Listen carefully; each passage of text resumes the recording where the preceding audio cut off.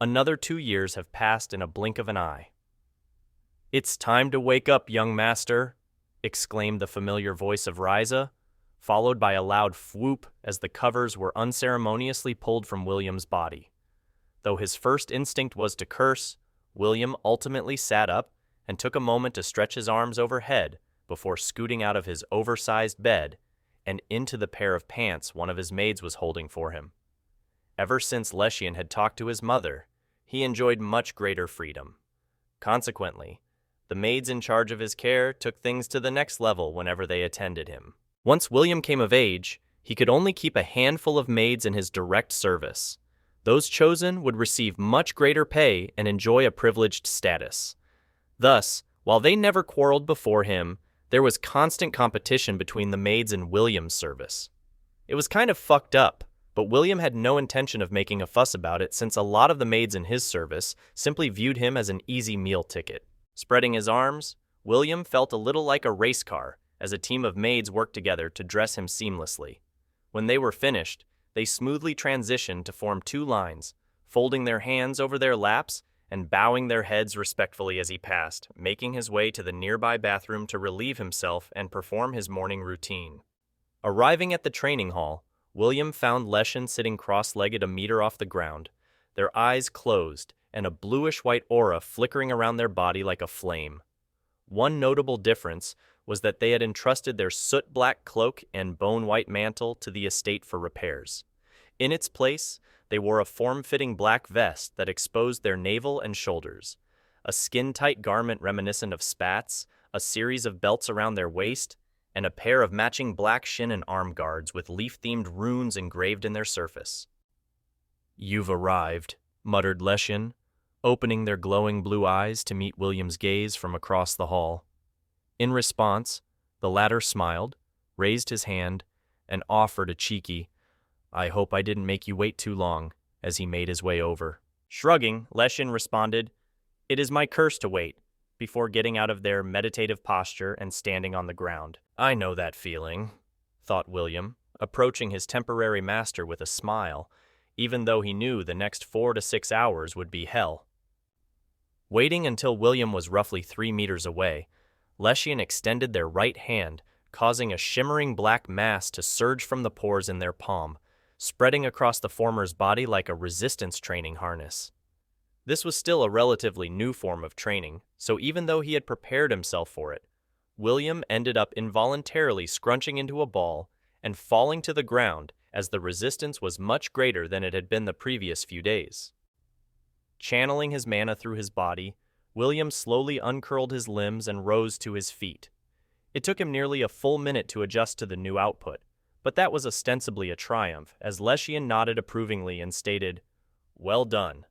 Learning to fine-tune the flow of one's mana and aura is the minimum requirement for the 3rd grade. If you can preserve that state for the remainder of your morning training, I will petition to have you recognized as a practitioner with the Warriors College." "As if I would settle for the minimum," responded William, punching his right fist into the palm of his left hand and grinning as he asked, "What do I need to do to earn your recognition?" Adopting a faint smile of their own, Leshian spread their arms as if to say, "Come at me," a sentiment verified when they added, "Move me," in a plain, challenging monotone. Wasting no time, William attempted to drop-kick the white-haired elf, who was now less than half a head taller than him. Members of House Orthir were very early bloomers, thanks to their diet and routines. Thus, despite his youthful age of 8, William was pushing 140 centimeters and had a physique comparable to an Olympic hopeful. Blocking William's dropkick with their left palm, Leshian followed up with a sweep of their right hand, generating a wave of bluish-white energy that slammed into the former and sent him smashing into the ceiling. "Fucking move!" William shouted internally, causing his body to comply as he plummeted to the ground and nearly landed face first into the dirt floor. Unfortunately, while Leshian was impressed by his quick recovery, that didn't prevent them from sending another irresistible wave of aura slamming into him, this time sending him tumbling and skipping backward until he crashed into the wall on the far side of the hall. "Emission," stated Leshian, retracting their hand and standing relaxedly with both behind their back, as they explained, 500 years ago, this was the standard for someone entering the third grade. The martial path has become increasingly inclusive since then, so the standards were lowered to make things fair for members of different species and those of the fairer sex. Falling out of the crater his body had created in the wall, William forced himself to stand with a bit of help from his innate ability. Lucky for him, Leshian rarely attacked while they were lecturing him, so he had at least a few seconds to recover as they slowly materialized a glossy, ebon-black short sword and explained, "Personally, I fail to grasp why the weakness of a particular group is allowed to influence the universal metric for power. If anything, the bar should constantly be being raised." Grabbing one of the training spears behind him, William exhaled a plume of bluish-white mist, the result of channeling mana through his body to rapidly heal his wounds. Then, meeting Leshian's gaze, he gave himself a single order. "Move her!" Before his body rushed forward, empowered by his suggestion. Though Leshian and pretty much everyone referred to them with gender-neutral pronouns, they were, at the very least, biologically female. William knew such sentiments mattered very little in a fantasy setting, but the day he learned the person routinely kicking his ass was a girl, he became even more determined to achieve his goal. Not because he believed he should triumph over her, but because Z and possibly Dave would tease him if they learned he got his ass handed to him by a lowly baba and never got even. Charging toward Leshian, William reached behind his back with his free left hand, grasping a trio of throwing knives before throwing them forward fast enough to produce loud whistling sounds. Leshian casually deflected them with such speed that she produced a series of afterimages, but that wasn't enough to deter William as he flourished his spear, spinning it in his hand before slicing downward with as much force as he could muster. Noticing that William didn't channel mana or aura into his attack, Leshian was unsurprised when his spear shattered the moment it connected with her sword. In the same motion, he used the fragmented handle to stab at her solar plexus. Were it just that, Leshian wouldn't have been impressed, but as the handle drew near, a solidified bluish-white haze extended from the fragmented end, turning it into a stake. "Well, you're just full of surprises," mused Leshian, kicking out with her left foot faster than William could execute his stabbing lunge. She intended to send him reeling back a second time, but when her foot came into contact with his chest, it was like she was kicking against a solid wall. As she had put a fair amount of strength into her kick, Leshian nearly ended up propelling herself away from William.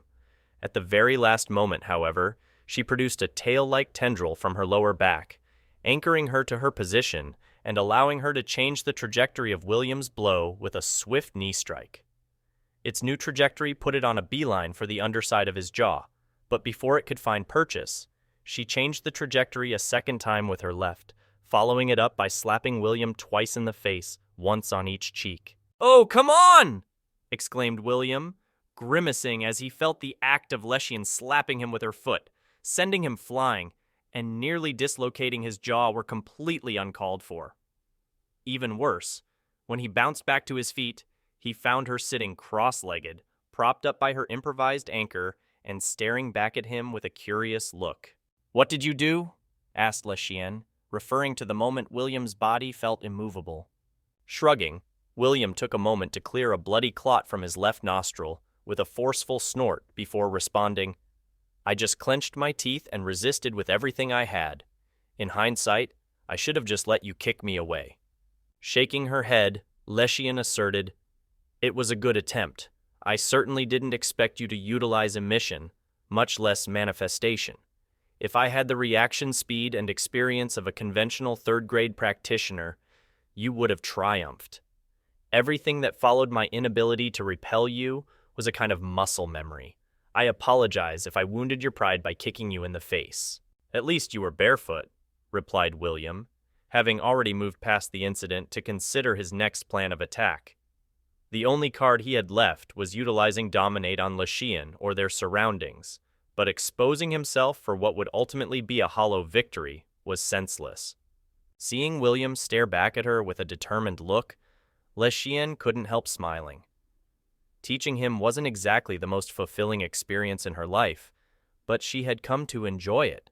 He was constantly innovating and improving without direct prompting or guidance, so while his skill and raw power remained around the third grade, he reminded her of someone on the cusp of becoming a master and creating their own style. Demonstrating this point, William moved over to the weapon rack and grabbed a pair of spiked clubs nearly as long as he was tall. A normal 8-year-old would struggle to wield even one, but William casually wielded one in each hand, the muscles of his chest, arms, and shoulders flexing through the fabric of his tunic as he cracked a smile and charged at her without hesitation. "I will get you to move," shouted William, twisting his body with both clubs trailing behind him, slamming them into the black buckler Leshian materialized to receive and ultimately parry them.